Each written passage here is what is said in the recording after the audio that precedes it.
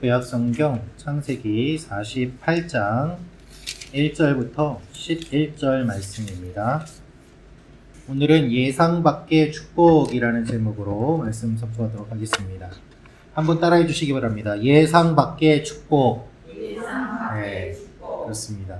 여러분, 오늘 말씀은 야곱이 인생의 마지막에 축복하는 내용이 기록되어 있습니다.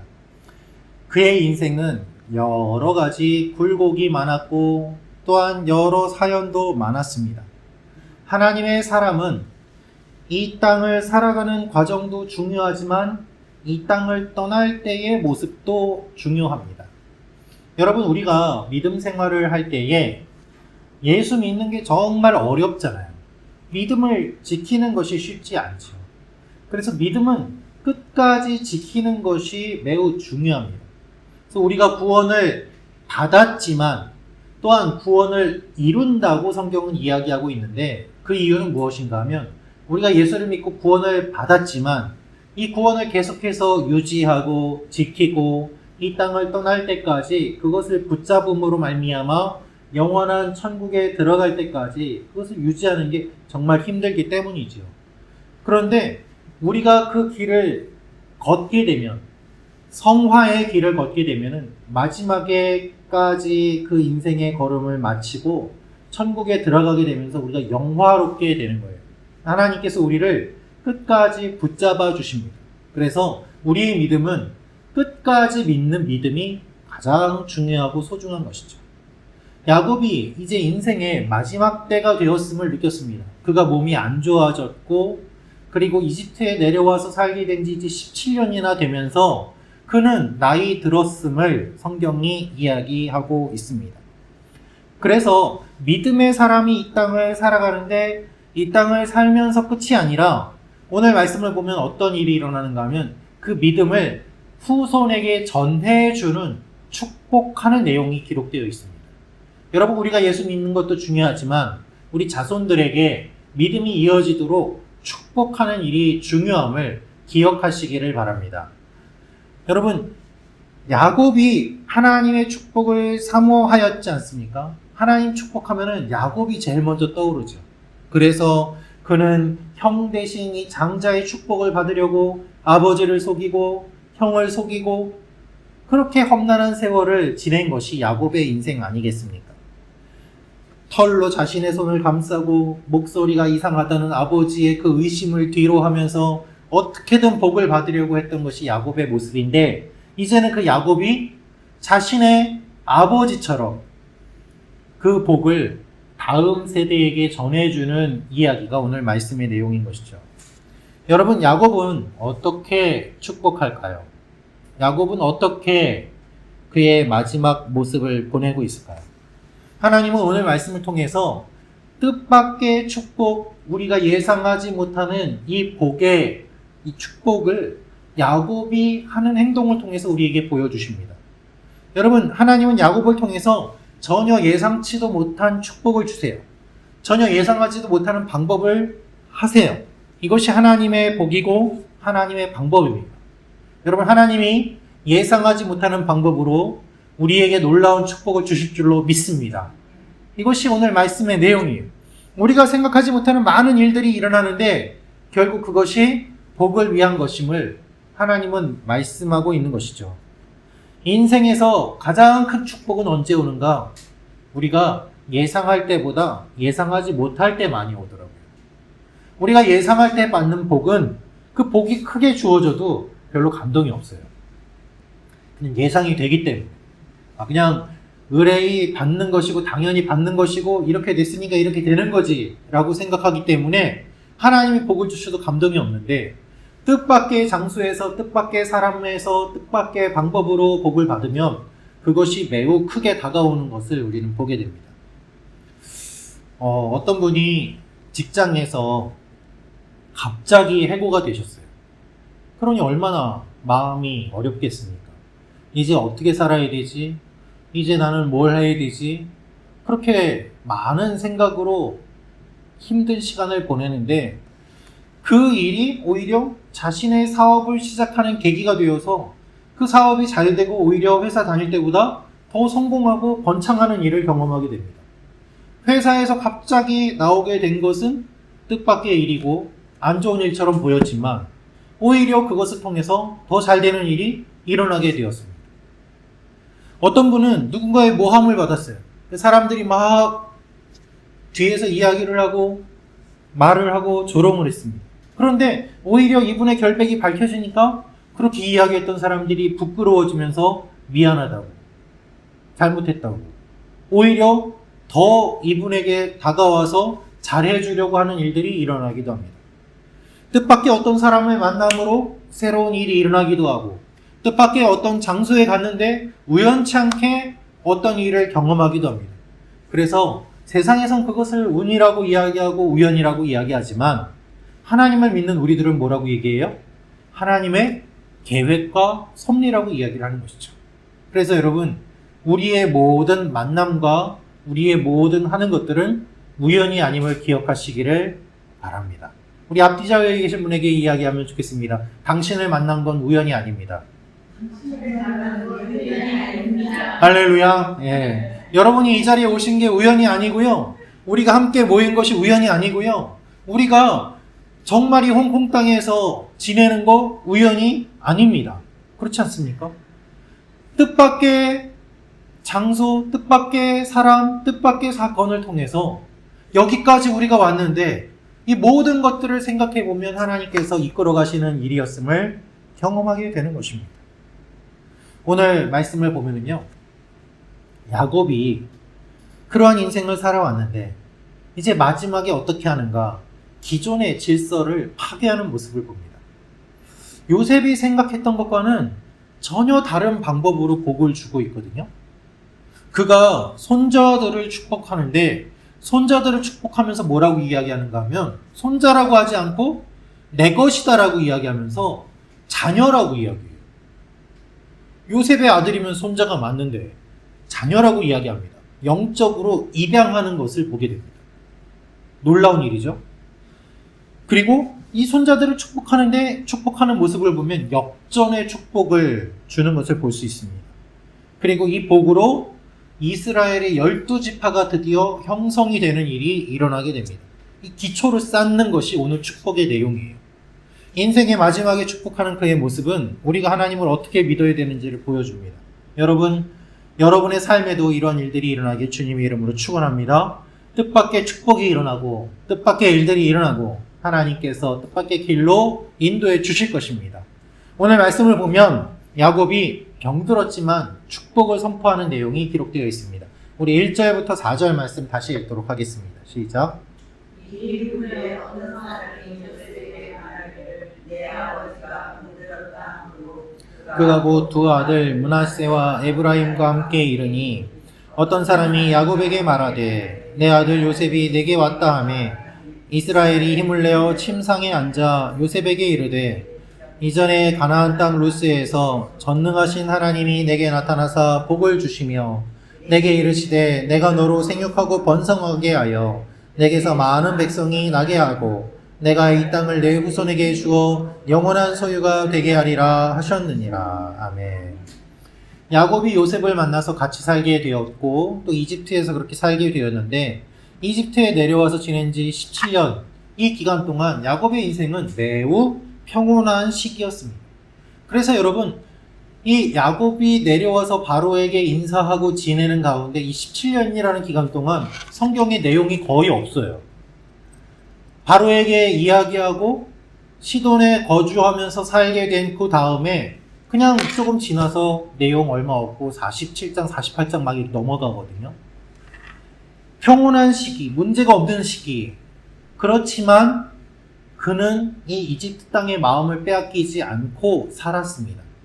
오늘 이야기를 보면은 하나님이 나에게 주신 그 약속이 있다. 그 땅에 대한 약속이다 라고 이야기를 하면서 이집트 땅에 살고 있지만 하나님의 약속을 끝까지 붙잡고 있는 모습을 보여주고 있습니다. 1절은 이렇게 시작됩니다. 어떤 사람이 요셉에게 말하기를 내 아버지가 병들었다.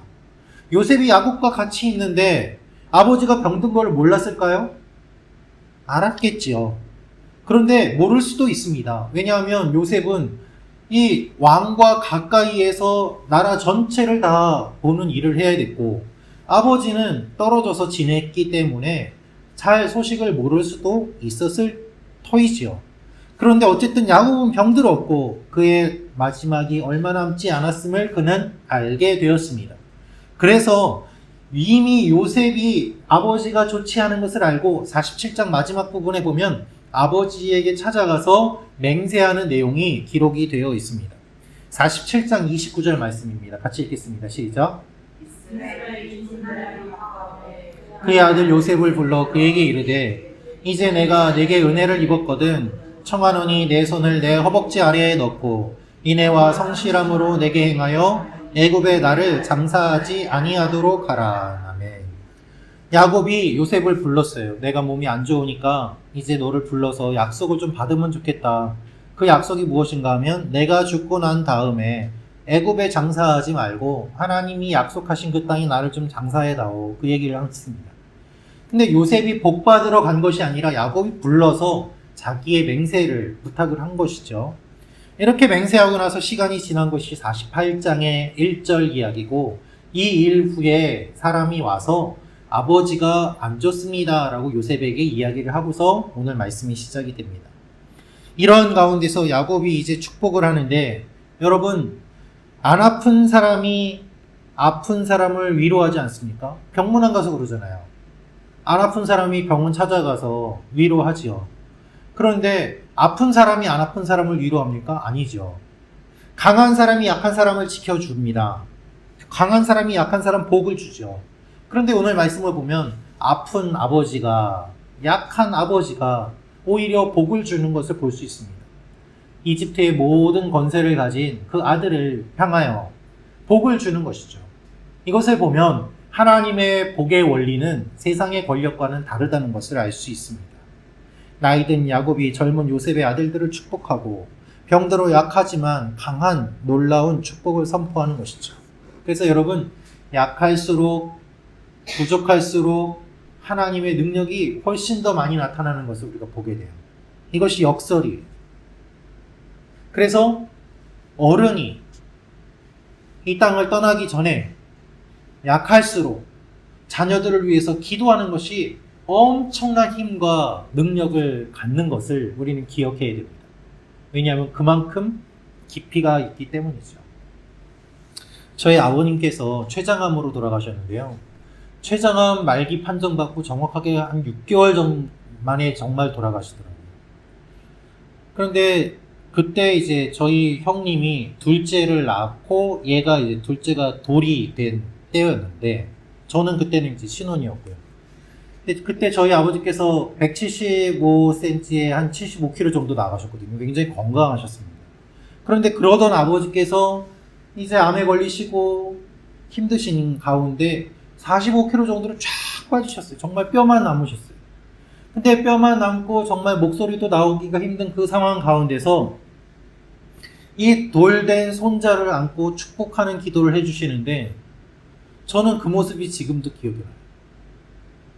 목소리도 안 나오시는데 그 애를 안고 하나님 얘가 커서도 예수님 잘 믿게 해주십시오 기도를 하시는데 그것만큼 강한 축복을 저는 본 적이 없습니다. 그때 기도 받았던 그때 돌이었던 저 조카가 다음 달에 제대를 해요. 컸어요. 여러분 부모님이 가정의 어른이 자녀를 위해서 축복하는 그 모습 얼마나 아름답습니까? 하나님이 그렇게 하시도록 백발은 영화의 면류관으로 주시면서 그렇게 어른들을 통해서 주시는 복들을 주세요. 야곱이 요셉의 두 아들 에브라임과 므낫세를 데려오러 갑니다. 그들을 내 것이라고 이야기해요. 내 것이라고. 손자지만 영적으로 아들로 여기면서 축복을 해주고 그래서 요셉 아래에서 두 지파가 나옵니다. 에브라임과 므낫세 지파가 나오는 거예요. 야곱의 아들이 12아들이 있지 않습니까? 12아들이 있는데 레위 지파는 기업이 없어요. 왜냐하면 성전 봉사를 해야 되기 때문에.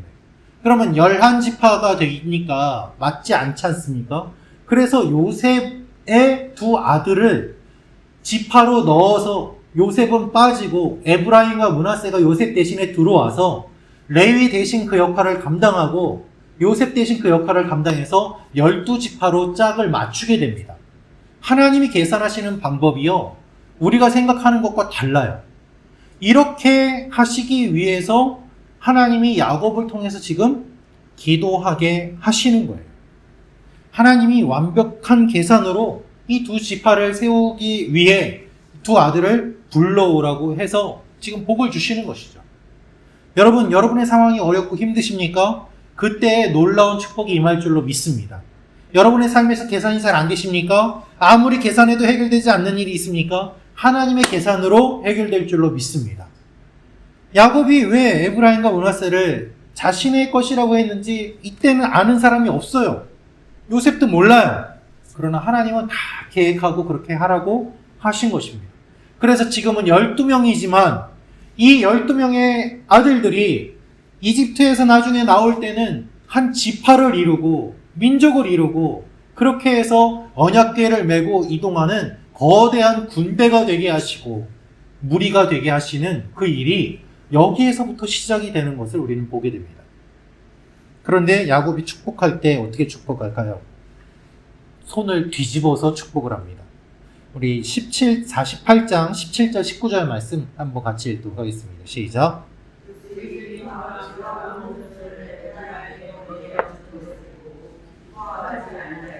아버지의 손을 들어 에브라임의 머리에서 므낫세의 머리로 옮기고자 하여 그의 아버지에게 이르되 아버지여 그리 마옵소서 이는 장자이니 오른손을 그의 머리에 얹으소서 하였으나 그의 아버지가 허락하지 아니하며 이르되 나도 안다 내 아들아 나도 안다 그도 한 족속이 되며 그도 크게 되려니와 그의 아우가 그보다 큰 자가 되고 그의 자손이 여러 민족을 이루리라 하고 아멘. 요셉이 에브라임과 므낫세를 데리고 왔는데요, 1절을 보면 이렇게 되어 있습니다. 그가 곧 두 아들 므낫세와 에브라임과 함께 이르니. 그런데 뒤에는 에브라임과 므낫세로 나와요. 순서상으로는 므낫세가 형이기 때문에 므낫세와 에브라임이라고 나오는 것이 맞습니다. 그래서 48장 1절은 므낫세와 에브라임으로 나와요. 그런데 그 뒤에는 에브라임과 므낫세로 나옵니다. 왜 그럴까요? 야곱이 축복을 해주는데 오른손과 왼손을 어긋맞게 해서 이렇게 기도를 해준 거예요. 8절을 보면 요셉의 아들들을 보고 이렇게 이야기합니다. 이들이 누구냐라고 물어봐요. 눈이 어두운 상태에서 누군지도 모르고 축복을 해야 되는 상황이 되는 것처럼 보입니다. 아니, 누군지도 모르는데 어떻게 축복을 해주지? 이렇게 보일 수도 있거든요. 그래서 학자들은 이렇게 얘기해요. 복 주기 전에 한 번 더 확인하기 위해 물어본 것 아니냐라고 이야기하기도 합니다. 왜냐하면 야곱도 아버지 속이고서 복 받았잖아요. 그러니까 이 두 명이 왔는데 요셉이 아들이라고 데리고 왔는데 진짠지 아닌지 확인도 하고 진짜 에브라임과 므낫세가 맞는지도 확인하고 누가 에브라임이고 누가 므낫세인지도 확인도 하고 여러 가지 절차를 거치면서 확실하게 복을 주려고 그가 이렇게 물어본 것이죠. 누구냐? 여러분, 털옷을 입고 형을 속이고 아버지를 속이고 눈이 어두운 아버지는 에서인 줄 알고 야곱을 축복했고 그래가지고 인생의 어려운 일을 겪었던 그 야곱. 그래서 신중에 신중을 기해서 이제 사람을 확인을 하고 축복을 해주는데 여기서 놀라운 일이 일어나는 거죠. 이렇게 손을 반대로 올렸어요. 요셉이 그 모습을 보고서 깜짝 놀랐습니다. 그래가지고 아버지의 손을 바꾸려고 해요. 므낫세가 장자고 에브라임이 막내인데 야곱이 에브라임의 머리에 오른손을 올리니까 아버지 그거 아니에요. 순서 바뀌었어요. 그래서 요셉이 이야기를 하는 것이죠. 17절 말씀 한번 같이 읽도록 할까요? 다시 한번 시작. 요셉이 그 아버지가 오른손을 에브라임의 머리에 얹은 것을 보고 기뻐하지 아니하여 아버지의 손을 들어 에브라임의 머리에서 므낫세의 머리로 옮기고자 하여. 17절에 기뻐하지 않았다는 말이 나와 있는데요, 이게 아주 순화해서 번역한 거예요. 불쾌하게 여겼다는 거예요. 아버지가 손을 어긋맞게 올린 걸 보고 요셉이 속에서 갑자기 막 불이 난 거예요. 화가 났어요. 분노가 치밀었어요. 그런 의미예요. 이해할 수 없는 일이라고 여겼고 감정이 매우 격해졌습니다. 그래서 아버지의 손을 옮기는데 그냥 이렇게 옮기는 게 아니라 아버지 손을 팍 잡고서 손을 막 바꾸려고 하는 그런 의도의 단어를 사용해요. 아버지 손 바뀌었어요 해가지고 손을 팍 잡아서 원래 모습대로 순서대로 바꾸려고 하는데 야곱이 내가 안다라고 2번이나 이야기하면서 안다, 나도 안다 내 아들아, 나도 안다. 그런데 이것이 이렇게 축복하는 것이 맞다라고 축복을 하고 있습니다. 여러분 왜 이렇게 할까요? 이것이 하나님의 방법이기 때문이에요. 여러분 요셉답지 않잖아요. 요셉이 언제 아버지한테 화낸 적이 있습니까? 한 번도 없어요. 그런데 자기 아들 축복하는 그 자리에서 요셉이 화를 내면서 아버지에게 큰 소리를 지르고 그거 아니에요 하면서 격렬하게 손을 막 빼거든요. 야곱은 내가 안다라고 해요. 장자에게 복 주는 것이 당연한 그 상황 속에서 하나님은 상식을 뛰어넘는 복을 주시는 것이죠. 장자를 축복하는 일반적인 상식을 뛰어넘어 막내 에브라임이 장자의 축복을 받습니다. 그래서 우리가 지파를 이야기할 때 에브라임과 므낫세라고 이야기를 하게 돼요. 이 순서가 바뀐 것이 하나님의 방법이었어요. 여러분, 여러분의 삶에도 이런 일들이 일어날 줄로 믿습니다. 우리가 생각한 것과 달리 하나님이 우리의 상식을 뛰어넘어서 역사하시는 일들이 일어나는 것입니다. 오해하지 마십시오. 상식을 뛰어넘는다는 말이 상식을 무시한다는 말이 아니에요. 초상식은 몰상식이 아닙니다. 초상식은 상식을 뛰어넘는 거지 상식을 무시한다는 말이 아니에요. 하나님은 상식을 무시하시는 분이 아니에요. 상식을 뛰어넘는 분이시죠. 여러분 야곱과 에서의 사건, 그리고 에브라임과 므낫세 사건, 다윗 사건 등 성경에 나오는 몇몇 사건만 차남이 복을 받지 그 외에 수많은 대를 거쳐오면서 다 누가 복을 받을까요? 장남이 장자의 복을 받아요. 그것이 상식이고 그것이 하나님이 정한 법이거든요. 그러나 하나님은 그 법에만 얽매이지 않으시고 뜻밖의 예외적인 일들을 주시면서 하나님의 복이 이러한 특징이 있다라고 우리에게 알려주시는 것이죠. 이 상식을 뛰어넘어 에브라임과 므낫세를 축복하고 있습니다. 의외로 많은 분들이 이러한 내용을 잘 모릅니다. 기독교인들은요, 초상식으로 사는 존재예요. 기적이 일상이 되는 것, 그것이 우리 그리스도인들의 삶의 방식입니다. 내가 날마다 살아가는 것이 하나님의 은혜요. 내 생각으로는 할 수 없는 일들이 많이 일어나는 거죠. 그런데 이거를 몰상식으로 알고 행동하는 분들이 가끔 있습니다. 무례하게 행동합니다. 세상의 기준과 법칙을 무시하며 행동합니다. 그 결과 하나님의 이름을 욕되게 하고 전도의 길을 막는 일들이 생기기도 하죠. 여러분이 얼마나 슬픈 일입니까? 하나님은요, 야곱의 손을 바꿔서 축복하게 하세요.